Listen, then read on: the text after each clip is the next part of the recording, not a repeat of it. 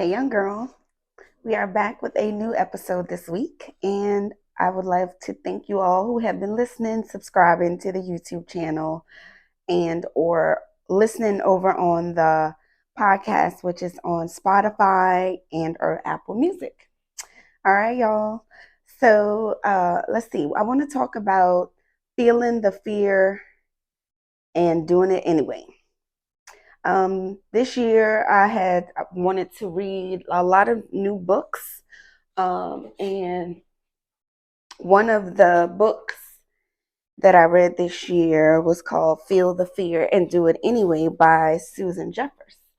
So this book, it was really, really good. It was talking about, how we'll almost sabotage ourselves from getting to the next level or getting over certain hurdles in our life because of fear. And by doing little things each day to work on yourself and figuring out why you have those fears and what the root of the problem is, why you're fearful of that, and acknowledging that you do have a fear of it. So one of the things she said, you could try to reteach yourself uh, some things. Something might have happened to you when you were young, that kind of traumatized you. And so now you have this fear of doing whatever that thing was. Like, for example, she used where, this matter was another quote, but I feel from another author, I read a book, but I think it still resonates with what this theme is about having a fear of something and then you just stopped it, right? So say for instance, this child was singing, right? And the parent came in and was like really tired from work or aggravated, long shift or whatever, right? And so she heard the child singing and the parent was like, just shut up, be quiet. I don't have time to be listening to all of that right now, right? So in turn, the child, um, saw the singing as something that, either aggravated the mom or it made her get in trouble. So now she has that fear of singing, whereas she really had a beautiful voice and could have been famous or whatever, singing in a choir, whatever. She could have really used her voice, which was a gift that she was given. And because of something her mom told her, she now has this fear of singing. And it be the same thing as speaking in front of people. Maybe you were real talkative as a child and somebody always told you be quiet or stay in a child's place or whatever. So now you have this fear of speaking in front of people. Or another great example is, maybe when a lot of it still stem from your childhood. Maybe if you were a person that you had abandonment issues or something like that when you were a child. So now you have this fear of being alone. So, and what the book was saying is feel the fear and just still do it anyway. You can't allow the circumstances of your fear stop you from doing stuff. If you want to go after a job, but you feel like, um, you don't have the credentials or whatever to go after, or they'll never accept me because of what I used to do or whatever.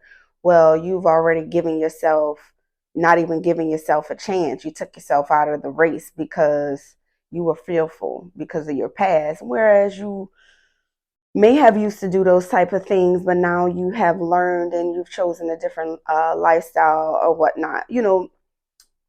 So now you went to school and you learned all of the tools that you needed, um, the education behind the position that you have, and you do have the experience. But because of something you may have done, you're gonna already take yourself out of the race. Like, oh, they wouldn't want me, so I'm not even going to apply. I'm going to just stay over here at this job I already got. What if I don't get the job and then they find out I was trying to go somewhere else and I'm going to end up losing this job too? Well, sometimes you got to take the risk if you want a bigger reward. So feel the fear and do it anyway. Um, a great example, I remember I was just, with a coworker of mine, and she expressed to me that she had a fear of, doing something that she did. Um, well, I didn't even realize, because she did it so well. So I just wanted to commend her for such a great job that she did, and she was scared to do it. And after she did that, even though she was scared to do it, it was a requirement of her job. What if she would have been like, oh no, I'm not going to do that? Never admitted that she was scared to do it, and she would have put it off on somebody else. Well, she would have never had that opportunity to excel in that position that she was destined to be in. I mean, she did such a great job at what she did. And, I'm just glad I was able to be there to give her that reassurance. I mean, I don't know, not even that reassurance because she did it. But just saying, like, oh, girl, you did a great job, not even knowing that she was, scared to even do it. So I feel like, just doing it, she felt so much more confident. And you will too if you do something, even if you don't do it right the first time, you at least tried it. And that in itself it should, give you less of a fear to do it the next time because you did it that first time. And sometimes that's all you need is just to take that first step in trying to do it, you know? Um, Another great example I could use, uh, where my daughter, she was scared to do this big jump. We went on a vacation over the summer, and it had like this bungee jump type of thing. Also, like this 40-foot slide, and she ended up doing it because I did it first. I was scared to do it too. But in my mind, I was like, I'm going to do it anyway. It's like a challenge for me. I don't want to have things that I'm fearful of holding me back either. I'm going to at least try to do it. And because she saw me do it, she went ahead and did it too. And then it encouraged her to do more things as the trip went along. So, uh, start looking at more people that are doing that thing that you want to do. That'll help to inspire you and give you courage sometimes because you've seen somebody else do it. Also, educate yourself in the area of that you have that fear in, so you can start to be more knowledgeable about it. Maybe practice. If it's like a personal speaking thing, maybe talk to yourself in the mirror, record yourself like I'm doing right now, and watch back at it.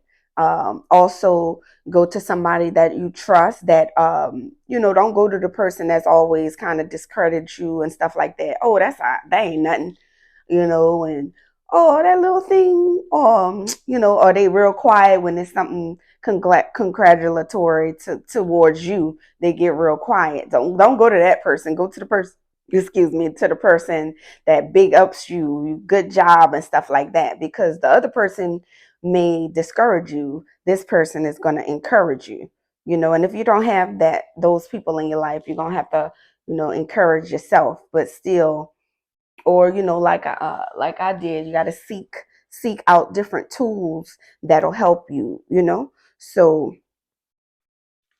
make you more confident in whatever the area is for the next time, so you won't be so afraid. All right. So this is going to be a quick one today, and hopefully you all are enjoying the Hey Young Girl podcast series. I'm just here to try to inspire, motivate, and give back to you all, and I appreciate y'all time, and I'll see y'all next week. Bye.